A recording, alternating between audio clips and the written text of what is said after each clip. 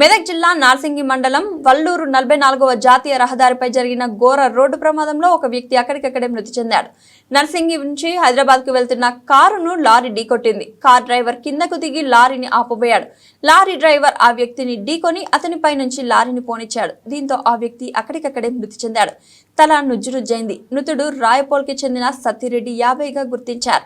ఘటనా స్థలంకు చేరుకున్న పోలీసులు మృతదేహాన్ని పోస్టుమార్టం నిమిత్తం రాయంపేట ఆసుపత్రికి తరలించి కేసు నమోదు చేసుకుని దర్యాప్తు చేస్తున్నారు.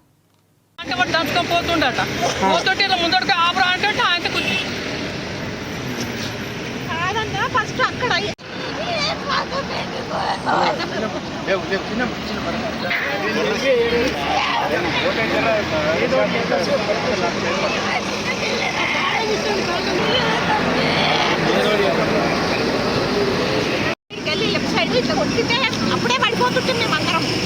అది బ్రేకు గట్టిగా పట్టుకొని మా తమ్ముడు ఆపిండు.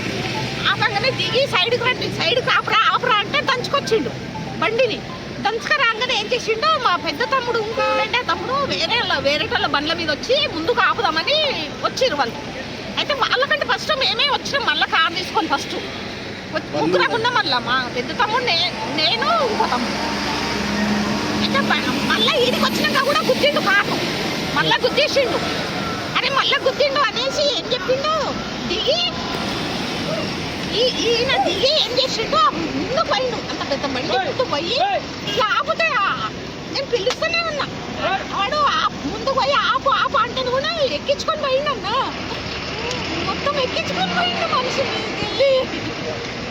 వాడు ఆపని ముందు పోయిండు అంతే, మొత్తం మీదకెళ్ళి ఎక్కించుకొని పోయిండు.